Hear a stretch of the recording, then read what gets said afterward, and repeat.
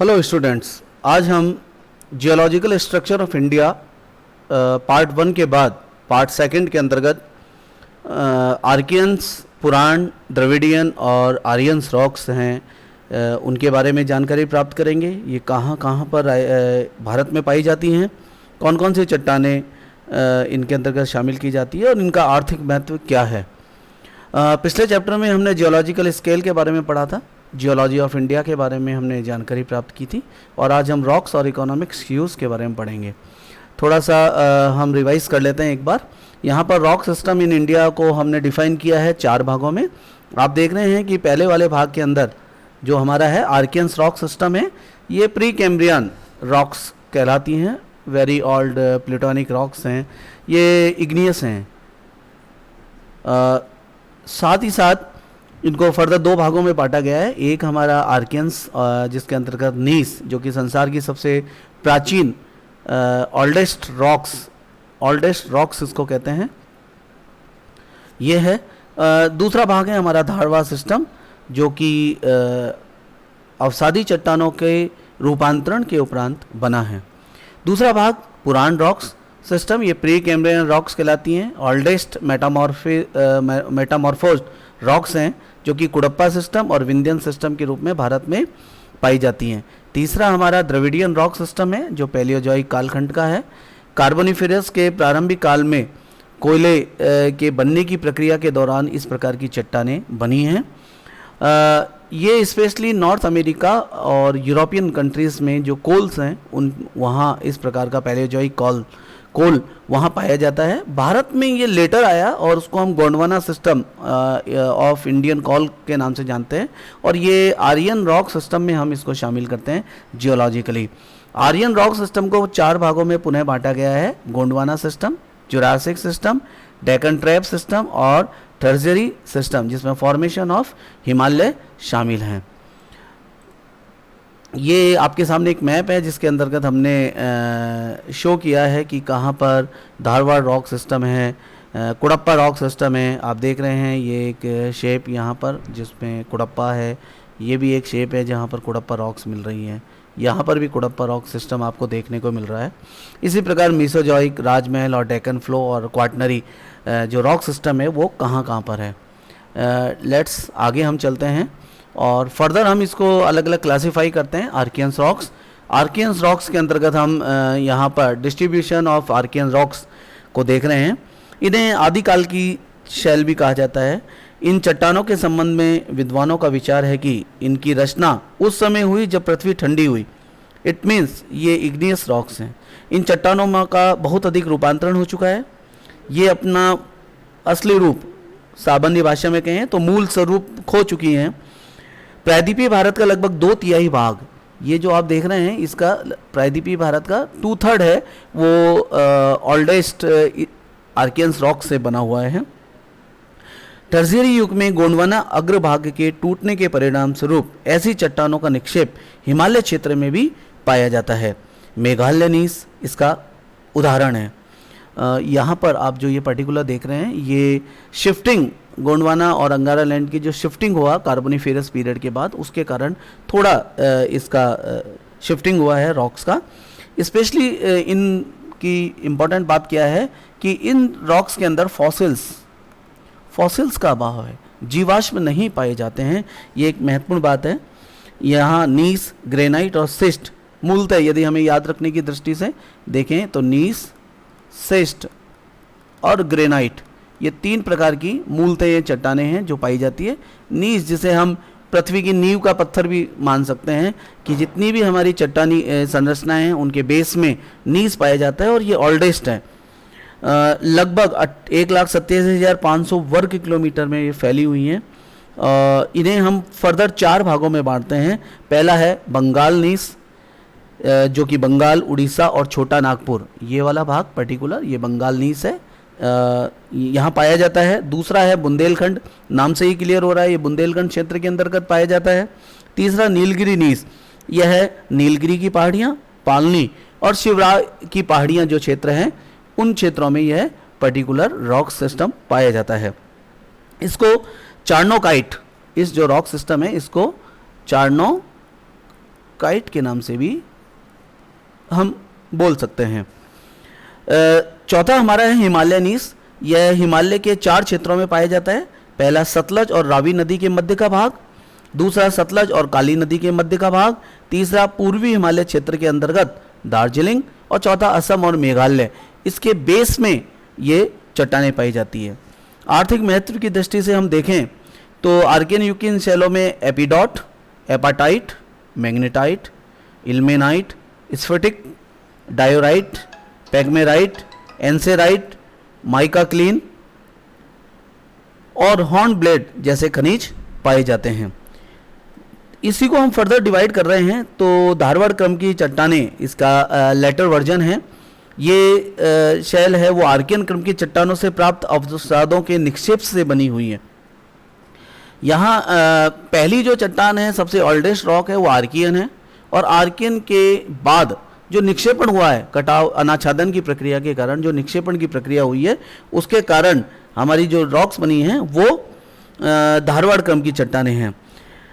Archaean शैल जो कि आग्नेय और कायांतित प्रकृति की थी, उनका विखंडन हुआ और अपरदित भाग जल में, समुद्र अथवा झीलों में इकट्ठा हुआ और बाद में परतदार चट्टानों का निर्माण हुआ, और कालांतर में यही परतदार चट्टानें रूपांतरित चट्टानों के रूप में बदल गई।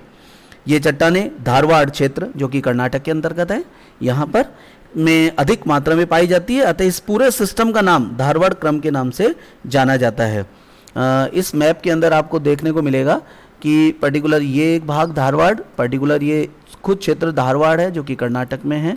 इसी तरीके का क्षेत्र आपको तेलंगाना के पास वाले क्षेत्र में मिलेगा, छोटा नागपुर के लोअर बेल्ट के अंदर, और राजस्थान और गुजरात में होते हुए ये कुछ क्षेत्र हैं जहाँ पर आपको धारवाड़ युग की चट्टानें, सेम मेघालय के अंतर्गत भी, अरुणाचल प्रदेश के ऊपर वाले भागों में, और हिमाचल प्रदेश एवं कश्मीर के कुछ भागों में भी धारवाड़ क्रम की चट्टानें पाई जाती हैं।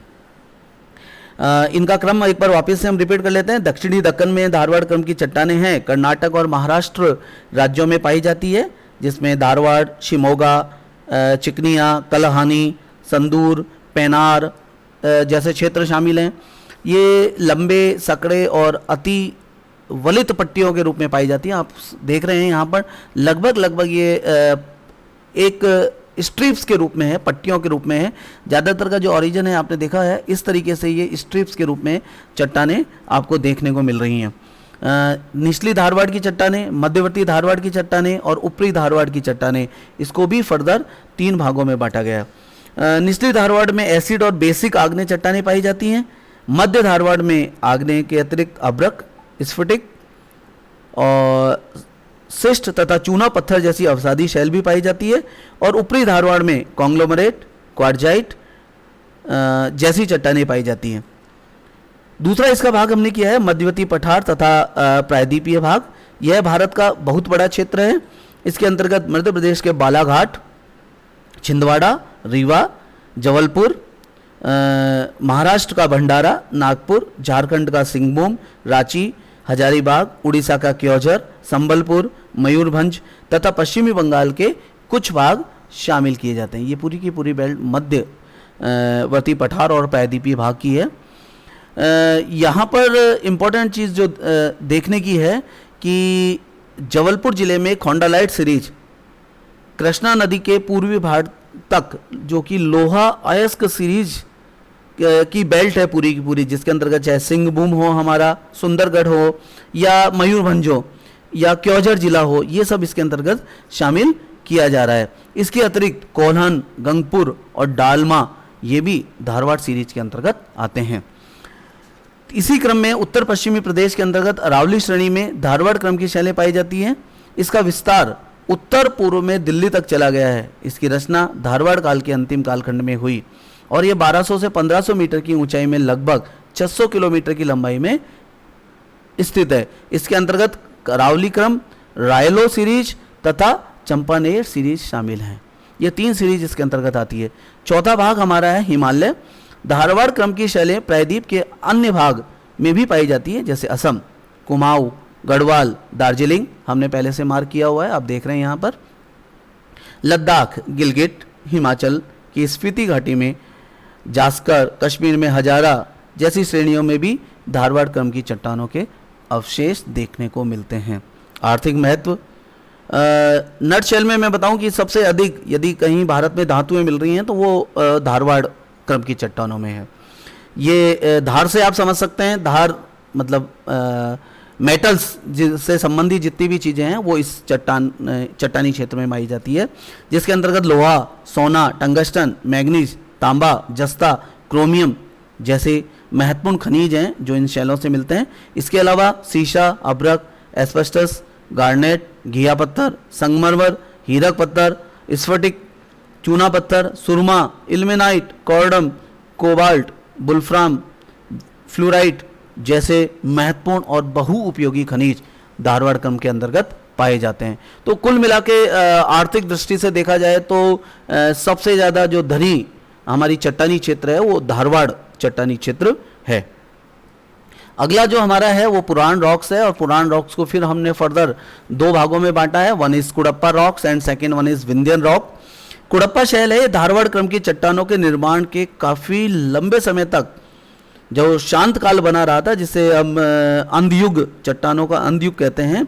इस समय निक्षेपण, अनाच्छादन और निक्षेपण की प्रक्रिया के स्वरूप चट्टानी क्षेत्र का निर्माण हुआ, और ये पर्टिकुलर जो क्षेत्र है वो आंध्र प्रदेश में कुड़प्पा जिले के नाम पर पड़ा है। ये एक अर्धचंद्राकार आकृति का क्षेत्र है। आप यहाँ देख रहे हैं ये पर्टिकुलर क्षेत्र जिसके नाम पर पूरे सीरीज का नाम ही कुड़प्पा पड़ा है, ये अर्धचंद्राकार है। धारवाड़ क्रम की चट्टानों की अपेक्षा इनका कम रूपांतरण हुआ।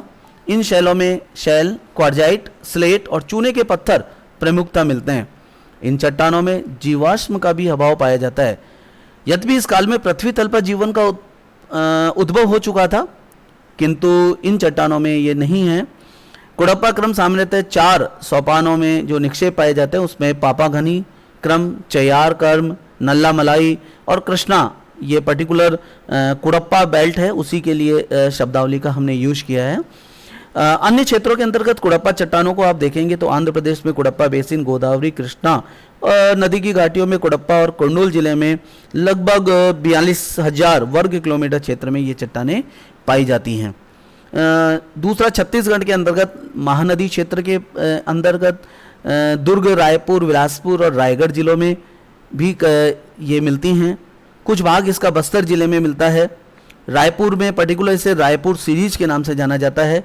उड़ीसा में क्योंझर, लोहो एस्क के ऊपर असंबंधता के बाद कुड़प्पा क्रम की चट्टानें मिलती हैं।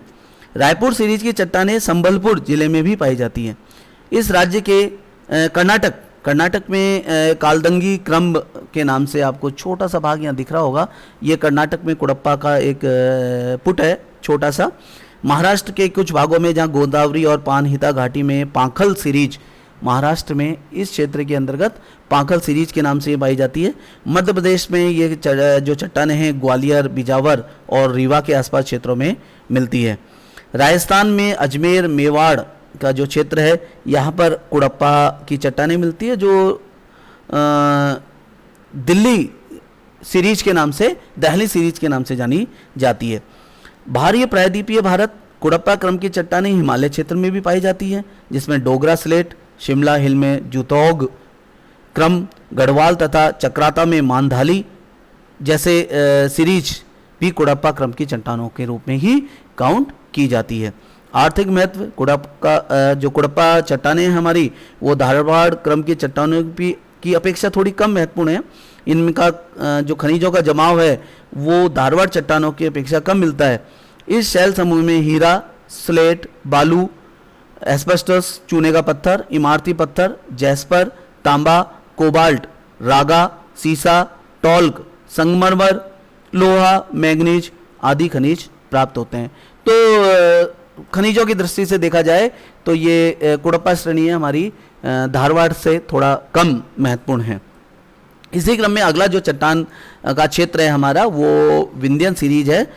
विंध्यन क्रम की चट्टानों का निर्माण कुड़प्पा क्रम की चट्टानों के बाद हुआ है।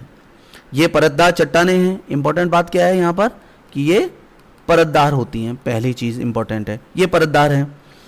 इनमें समुद्र में अवसादों के निक्षेपण के बाद इनका निर्माण हुआ है। अतः इसके अंतर्गत जो इम्पोर्टेंट चीज़ आती है कि इसमें क्षैतिज रूप से इनकी परतें चट्टानों की पाई जाती हैं। एक ये जैसे ऊपर एक लेयर है, उसके बाद ये सेकंड लेयर है हमारी, और उसके बाद फिर फर्दर इसी प्रकार की कोई और लेयर इसके अंतर्गत पाई जाएंगी। इनका नामकरण है वो विंध्यन पर्वत इस क्षेत्र में स्थित है उसके कारण हुआ है। इन चट्टानों में भारत के बहुत बड़े क्षेत्र पर ये चट्टानें हैं, लगभग 1 लाख वर्ग किलोमीटर क्षेत्र में मिलती है। 65,000 वर्ग किलोमीटर क्षेत्र दक्कन लावा के नीचे ढका हुआ है। दक्कन लावा इसके बाद के कालखंड में आया और उसने इसको इस क्षेत्र को कवर कर लिया है। कुछ भाग इसके अरावली श्रेणी के साथ मोड़ के रूप में भी पाए जाते हैं। प्रायद्वीपीय भागों में यदि आप देखें तो निचली विंध्यन क्रम और ऊपरी विंध्यन क्रम के रूप में इन चट्टानों का जमाव है। निचली विंध्यन क्रम के अंतर्गत आप देख रहे हैं कि ये समुद्रों में जमाव के निक्षेप से बनी है। इनकी मोटाई काफ़ी पाई जाती है। क्वार्जाइट, शैल तथा ऊपरी भाग में चूने का पत्थर इनमें प्रमुखता से मिलता है। सोन नदी की घाटी में स्थित सेमरी क्रम एक सीरीज है जो पुरानी विंध्यन क्रम की चट्टानों के लिए फेमस है। इसके पास वासल, पोर्सेलेनाइट, खेजुआ तथा रोहतास ये 4 क्रम की शैल स्तर पाए जाते हैं। क्वार्जाइट और कॉन्ग्लोमरेट शैल अत्यधिक गहराई पर पाई जाती है। ऊपर की ओर चूना पत्थर मिलेगा, शैल मिलेगा और बलुआ पत्थर हमको देखने को मिलेगा। सासाराम से लेकर नर्मदा सोन जल विभाजक तक मालवा और बुंदेलखंड के लगभग 400 किलोमीटर लंबाई तथा 25 किलोमीटर की चौड़ाई में यह क्षेत्र विस्तृत है। आप देख रहे हैं इस मैप के अंतर्गत ये पूरा का पूरा जो भाग है ये विंध्यन क्रम है।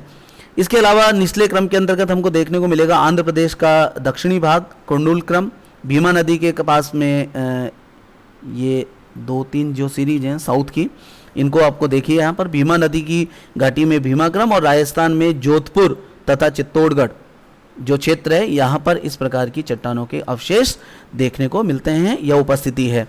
ऊपरी विंध्यन क्रम के अंतर्गत जो क्षेत्र आ रहा है उनमें शैलों का जमाव छिछले समुद्र में हुआ ऐसा अनुमानित किया जाता है। इन चट्टानों के स्तरों पर लहरों के चिन्ह भी मिलते हैं। इसमें बालू का पत्थर, शेल और कॉन्ग्लोमरेट प्रमुख है।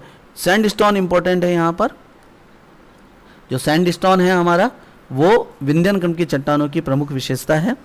यह लगभग 18,000 वर्ग किलोमीटर क्षेत्र में फैला हुआ है और इसे कैमूर, रीवा और भांडेर ये 3 सीरीज है, कैमूर, रीवा एंड भांडेर सीरीज या भांडेर क्रम के नाम से इसको जाना जाता है। नर्मदा नदी के ऊपर वाली भागों में नर्मदा नदी के ऊपर वाले भागों में ये सब चट्टानों के क्रम हैं। यहाँ पर रावली के निकटवर्ती भाग में भी इस क्रम की चट्टानें मिलती हैं। कुमाऊं की रालम, जौनसार शेल, हिमाचल की हिमंता शेल, भूटान की वाक्स भी विंध्यन क्रम की चट्टानों के अंतर्गत शामिल की जाती है। बाहरी प्रायद्वीपीय भारत, विंध्यन क्रम की चट्टानें प्रायद्वीपीय भारत के बाहर भी कहीं कहीं पर मिलती है, जिसमें हिमालय प्रदेश में विंध्यन चट्टानें तथा बाहरी हिमालय में पाई जाती है। मध्य तथा बाहरी हिमालय में पाई जाती है, जिसमें डोगरा स्लेट और हिमाचल शिमला हिमालय का शिमला स्लेट ये दोनों फेमस है। आर्थिक महत्व क्या है इनका? आर्थिक महत्व है विंध्यन शैलों में हीरा, चूना पत्थर, स्लेट, चीनी मिट्टी, बलुआ पत्थर आदि प्राप्त होते हैं। हीरे के पत्थर कैमूर, रीवा और भांडेर क्रम को अलग करने वाली कॉन्ग्लोमरेट शेल में पाए जाते हैं। चूने के पत्थर से सीमेंट उद्योग चलाया जाता है। ये क्षेत्र सीमेंट उद्योग के लिए भी फेमस है। बलुआ पत्थर है वो इमारती पत्थर के रूप में काम आता है। आप कुछ इमारतें जानते हैं जैसे आगरा का किला, दिल्ली जोधपुर के महल और फतेहपुर सीकरी का बुलंद दरवाज़ा, सारनाथ का मंदिर, सांची स्तूप जैसे का निर्माण जो लगभग इसी क्षेत्र के आसपास स्थित हैं, उनका निर्माण विंध्यन क्रम के बलुआ पत्थर से हुआ है। तीसरी जो हमारी सीरीज आ रही है वो है द्रविडियन। द्रविडियन का जो है भारत में कम चट्टानें इसमें मिलती है। हिमालय और गंगा प्लेन्स के जो फाउंडेशंस हैं वो द्रविडियन चट्टानों से मिले हैं। द्रविडियन का मतलब साउथ इंडिया में नहीं है, अभी तो इसके अंदर पूरे भारत में इस प्रकार के की चट्टानें मिल रही हैं जो कार्बोनिफेरस पीरियड के अंतर्गत बहुत ही इंपॉर्टेंट हो गई थी। इन चट्टानों का निर्माण कैम्ब्रियन, ऑर्डोविशियन, सिलूरियन, डेवोनियन और कार्बोनिफेरस पीरियड तक हुआ था। कैम्ब्रियन रॉक्स का कुछ इनपुट हमें देखने को मिलता है लगभग 350 मिलियन वर्ष पूर्व का, जिसके अंतर्गत भारत में जहाँ कहीं भी लाइमस्टोन, शेल और क्वार्जाइट के पेजेज मिल रहे हैं वो इस कालखंड के हैं। माउंट एवरेस्ट के अंदर भी हमें जो लाइमस्टोन मिल रहा है वो कार्बोनिफेरस, अपर कार्बोनिफेरस पीरियड का है। कुछ क्षेत्रों में कॉल फॉर्मेशन का प्रारंभ है मिलता है, लेकिन हमारे यहाँ इंडिया में ये गोंडवाना कालीन कहलाता है और वो हम उसको आर्यन शेल समूह के अंतर्गत शामिल करते हैं। नेक्स्ट और लास्ट वन है हमारा आर्यन। इसको हमने चार भागों में बांटा है। इसके अंतर्गत सबसे महत्वपूर्ण जो है वो है गोंडवाना क्रम की शैल। गोंडवाना क्रम की चट्टानों का नामकरण मध्य प्रदेश में गोंड जिले से हुआ है। ये क्षेत्र है जहाँ पर गोंड स्थित है और यहीं से इस पूरे क्षेत्र का नाम पड़ा है गोंड। और इन शैलों का निर्माण ऊपरी कार्बोनिफेरस से जुरैसिक कालखंड के बीच माना जाता है। प्रोटोजोइक काल में विंध्यन क्रम की रचना के बाद काफ़ी समय तक हलचल नहीं हुई थी और ऊपरी कार्बोनिफेरस काल में हर्सिनियन हलचल हुई। इस हलचल के परिणाम स्वरूप तैतीस सागर बना। तैतीस सागर के ऊपरी भाग में मध्य एशिया की पर्वत श्रेणियाँ जैसे काराकोरम, कुनलुन आदि अस्तित्व में आई। प्रायद्वीपीय भारत में भी इस हलचल से शैल समूह भ्रंशित हुए तथा चट्टानें या शैल नीचे की ओर झुक गई। उसी समय हिमयुग का आगमन भी हुआ। परिणाम स्वरूप क्या हुआ कि जितनी भी वनस्पति थी वो दलदली क्षेत्रों के अंतर्गत दब गई और कालांतर में इनके दबने के कारण संपीड़न की क्रिया के परिणाम स्वरूप ये धीरे धीरे कोयले के रूप में बदल गई। ये पूरा का पूरा क्षेत्र है जिसके अंतर्गत भारत की तीन महत्वपूर्ण कोल पेटी रानीगंज, झरिया, मयूरभंज, क्योंझर और आंध्र प्रदेश के ऊपर वाली भागों में इसके अंतर्गत शामिल की जाती है। ये गोंडवाना काल के हैं। इसको हम फर्दर दो भागों में बांट देते हैं, निम्न गोंडवाना क्रम और उच्च गोंडवाना क्रम। निचले भाग की विशेषता ग्लासोप्टेक्सिक जो वनस्पति है हमारी उसका निक्षेप है। तालचीर, दामुदा और पंचेत श्रेणियाँ इसके अंतर्गत शामिल की जाती है। झारखंड, पश्चिम बंगाल और उड़ीसा के विस्तृत क्षेत्र की कोयला पेटी इसके अंतर्गत शामिल है। उच्च गोंडवाना क्रम के अंतर्गत हम महादेव क्रम, राजमहल की पहाड़ियाँ, जबलपुर और उमिया ये चार क्षेत्रों को शामिल करते हैं। प्रायद्वीपीय भारत की गोंडवाना शैलों के अंतर्गत छोटा नागपुर की दामोदर घाटी, महानदी घाटी, गोदावरी, बाणगंगा और वर्धा घाटी, कच्छ, काठियावाड़, पश्चिमी राजस्थान और तमिलनाडु में भी इन चट्टानों के अवशेष मिलते हैं। आर्थिक महत्व जैसा नाम से क्लियर हो रहा है कि कार्बोनिफेरस है, कार्बन मिलेगा मीन्स कोयला जो भारत का है अधिकांश अच्छी क्वालिटी का कोयला इस बेल्ट में मिलता है। लगभग भारत का 98% कोयला यहाँ से निकाला जाता है। इसके अलावा बलुआ पत्थर और पोर्सलिन जैसे तत्व भी यहाँ मिलते हैं। कुछ क्षेत्रों में लोहा मिलता है। सीमेंट और उर्वरक की दृष्टि से इन चट्टानों का आर्थिक महत्व है। इसके बाद का भाग आता है सेकंड हमारा, वो है डेक्कन ट्रैप। ये पूरा का पूरा लगभग 5 लाख वर्ग किलोमीटर का क्षेत्र डेक्कन ट्रैप है। ये इन शैलों का निर्माण है अपर क्रिटेशियस से इयोसिन युग तक माना जाता है और मायोसिन युग के अंतिम चरण में प्रायद्वीपीय भारत में ज्वालामुखी विस्फोट के कारण जो दरारी उद्गम हुआ उसके कारण यहाँ पर चट्टानें मिलती हैं। दरारों से लावा निकलने का प्रमाण यह है कि डेक्कन ट्रैप की चट्टानें जो हैं शैल, इनके नीचे डाइक जो कि डाइक भीति है वो पाई जाती है। यह तरल अवस्था में था और 1-2 मीटर से लेकर लगभग 35 मीटर तक इसकी मोटाई पाई जाती है। ये बेसाल्ट लावा है और इसीलिए इसको बेसाल्टिक ट्रैप के नाम से भी जाना जाता है। यहाँ पर पीला, सफ़ेद तथा हरे बलुआ पत्थर से निर्मित जो शैल है जो गोंडवाना क्रम की पाई जाती थी उसके ऊपर भी लावा का निक्षेपण हुआ। परिणाम स्वरूप विभिन्न स्तर की अवसादी चट्टानें इस लावा क्षेत्र के नीचे पाई जाती है जिसको हम इंटरट्रेपियंस के नाम से जानते हैं। लावा समूह को पुनः ऊपरी, मध्यवर्ती तथा निम्न 3 भागों में बांटा गया है। ऊपरी डेक्कन ट्रैप के अंतर्गत जो लगभग 450 मीटर की ऊंचाई का है, मोटाई है इसकी और इसको मुंबई और काठियावाड़ क्षेत्र इसका मुख्य क्षेत्र है। मध्यवर्ती ट्रैप 1200 मीटर की मोटाई, मालवा तथा मध्यवर्ती भारत के ऊपरी भागों में जिसको इंटरट्रेपियंस जिसके अंतर्गत इंटरट्रेपियंस का अभाव पाया जाता है। और निचला ट्रैप जहाँ पर जो भारत के मध्यवर्ती भाग में है। इस प्रकार इसको 3 भागों में बांटा गया है। आर्थिक महत्व की दृष्टि से लावा क्षेत्रों को देखा जाए तो ये भवन निर्माण और सड़क निर्माण के लिए यहाँ से अच्छे पत्थर प्राप्त होते हैं। इसके अलावा कुछ रत्न जैसे माणिक, अगेट अथवा कुछ हल्के रत्न भी यहाँ पर मिलते हैं। महाराष्ट्र, मध्य प्रदेश तथा झारखंड में बॉक्साइट के बड़े जमाव इस क्षेत्र में पाए जाते हैं।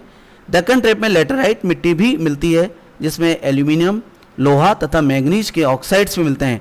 सौराष्ट्र, कोल्हापुर, बेलगाम, कटनी, जबलपुर, मांडला, सुरगुजा एल्यूमिना तथा उच्च कोटि के बॉक्साइट्स के लिए भी यह क्षेत्र धनी है। दक्कन ट्रेप डोलोराइट तथा बेसाल्ट प्रकृति का है। इसका रंग गाढ़ा भूरा, हरा मिश्रित भूरा है। गहरे काले रंग की मिट्टी का यहाँ जन्म हुआ और यह क्षेत्र कपास की खेती के लिए भी फेमस है। इस मिट्टी को यहाँ पर रेगर मिट्टी के नाम से, जो यहाँ लावा से मिट्टी बन रही है, इसको हम रेगर मिट्टी के नाम से भी जानते हैं या कपासी मिट्टी भी इसको कहा जाता है। तीसरा जो हमारा है वो है तृतीय कल्प के शैल समूह। ये तृतीय कल्प के जो शैल समूह हैं ट्रेजरी, इसका सबसे महत्वपूर्ण एक ही शब्द में कहें तो हिमालय पर्वत इससे बना है। इस क्रम की चट्टानों का निर्माण इयोसिन से लेकर प्लायोसिन युग तक लगभग 7 करोड़ वर्ष की अवधि में हुआ। भारत के वर्तमान धरातलीय स्वरूप में यह काल बहुत ही महत्वपूर्ण है। क्योंकि क्रिटेशियस कालखंड में जो विखंडित गोंडवाना लैंड और अंगारा लैंड हुआ और 33 सागर बना और 33 सागर में जो मलबा दबा और जिसके संपीड़न के कारण हिमालय पर्वत की उत्पत्ति हुई, जिसने भारतीय धरातल में की स्थिति को बदल दिया।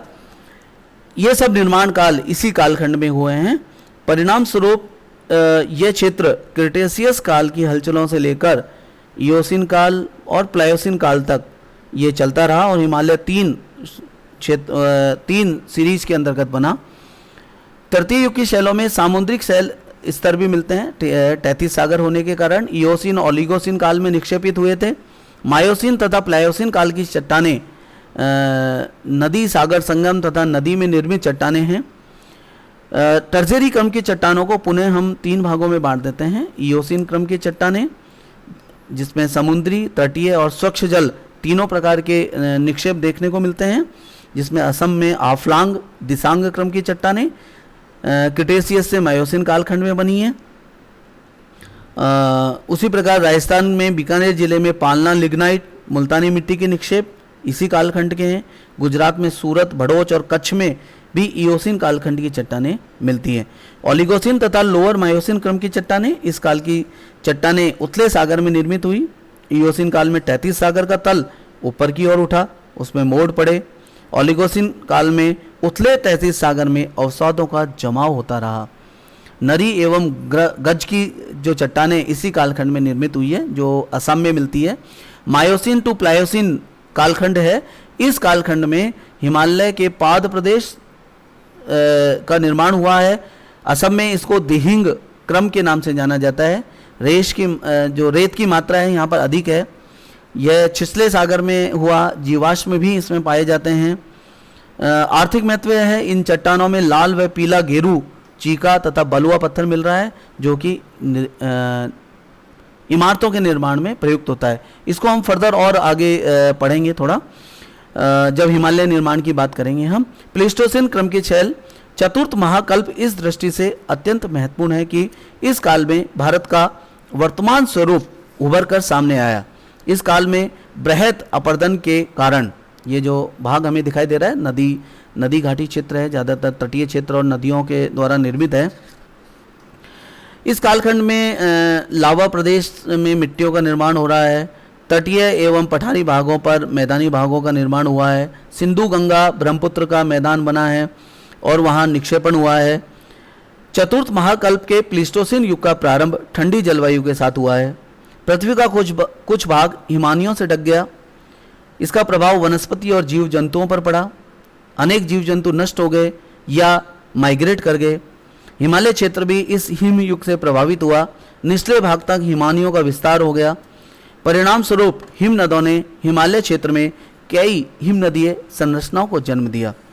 इससे शिलापिंड, हिमोड़ और हिम निर्मित झीलों का स्वरूप बना जो हमें हिमालय पर्वतीय क्षेत्रों में देखने को मिलता है।